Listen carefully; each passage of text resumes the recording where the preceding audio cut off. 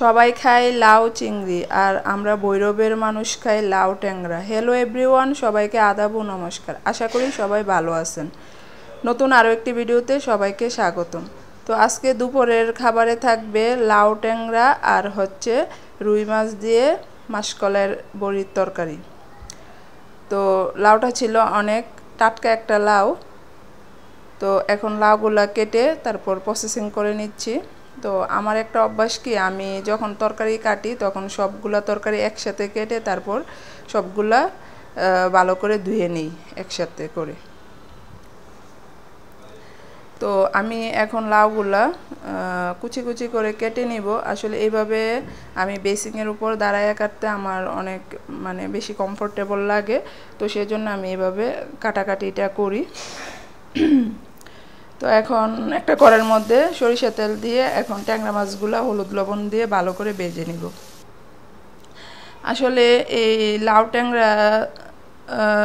লাউ ট্যাংরা এই তরকারিটা আসলে প্রথম দিকে আমি খাইতে পারি নাই। এটার একটা ইতিহাস আছে। যখন আমার বিয়ে হয় এর কিছুদিন পরে তো আমার শ্বশুর বাড়িতে এই লাউ দিয়ে ট্যাংরা মাছ রান্না করছিল।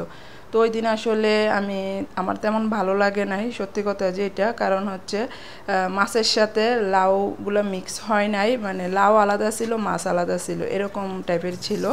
তো কি আর করার, অল্প পরিমাণে খাইছিলাম। পরে দেখি প্রায় সময় ওরা লাউয়ের সাথে ট্যাংরা মাছ রান্না করে। তো মাঝে মাঝে আবার চিংড়ি মাছও রান্না করে, বড় মাছের মাথাও রান্না করে লাউ দিয়ে। তো তারপর এরকম কয়েকদিন রান্না করছে। তো একদিন আমি রান্না করব লাউয়ের তরকারি ট্যাংরা মাছ দিয়ে। তো ওই দিন আমি রান্না করার পরে সবাই খেয়ে খুব প্রশংসা করছিল, কারণ ওই মুহূর্তটা আমার অনেক বেশি ভালো লাগছিল, কারণ বিয়ের পরে আমি তেমন রান্না বান্না করতে পারি না। তো তারপরেও যতটুকু পারছি আর কি। তো ওই সময় তরকারিটা স্বাদ হওয়ার একটা সিক্রেট ছিল। তখন তো আমি তেমন রান্না বান্না করতে পারতাম না। তো ওই তরকারিতে তেলের পরিমাণটা একটু বেশি হয়েছিল। তো সবাই ওই সময় খেয়ে অনেক প্রশংসা করছিল। তো আসলে ওই দিন তরকারিটা ট্যাংরা মাছ দিয়ে লাউর তরকারিটা খুব ভালোই লাগছিল খেতে। তো এখন কথা বলতে বলতে আমার লাউর তরকারিটা হয়ে গেছে। এখন আমি মাসকলাইয়ের বড়িগুলা ভেজে তারপর রুই মাছের তরকারিটা রান্না করে নেব।